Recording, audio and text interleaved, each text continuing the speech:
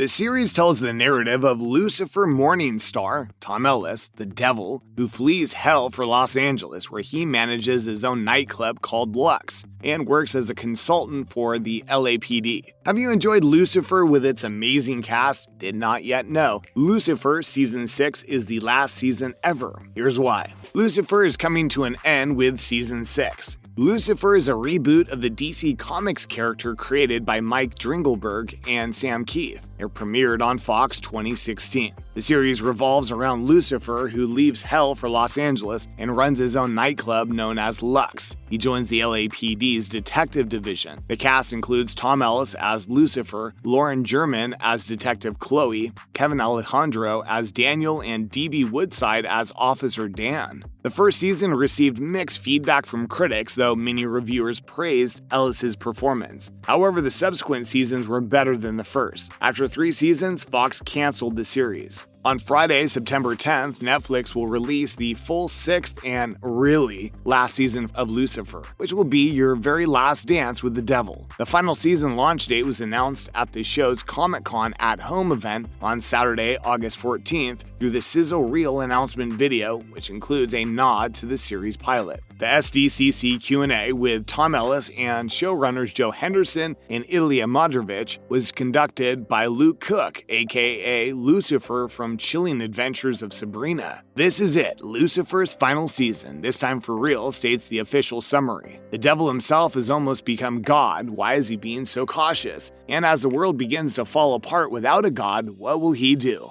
Join us in bidding Lucifer, Chloe, Amandiel, Maze, Linda, Ella, and Dan farewell. Please bring tissues. It's very much our goodbye season, co-showrunner Henderson previously told TV Line, though it does follow what was originally meant to be the series' swan song, until Netflix ordered an additional batch of 10 episodes. There's a tale we didn't realize we'd have to tell until we got to the point we did, in the Season 5 finale. The EP revealed, and once we got there and took a look around, we realized there was a full engine for an entire season's worth of storytelling that we're really thrilled about. What do we know about Season 6 thus far? Kevin Alejandro, who plays the late Dan, directed the last season premiere, which he described as a fantastic fun episode that picks up after a brief hiatus. Alejandro said that despite his character's death, you get glimpses of Dan trying to find out why his choices have brought him to be where he is. It's not a major part of the season, but it's a straightforward and pretty lovely. Meanwhile, Leslie Ann Brandt told TV Line that the final season will have a huge trip for Maze and Eve, played by Inbar Lavi, as well as a character who threatens their love in a really major way. D.B. Woodside revealed that he directed a bottle episode for Season 6 that takes over one long night, adding, "It's unlike any episode that people have seen, a significant event that happens in Season 6 that's going to make the fans really pleased," Amandiel's character teased. Scott Porter, Friday Night Lights, will reprise his role as Carol Corbett, the LAPD detective Dan was hoping to match Ella up with before he, well,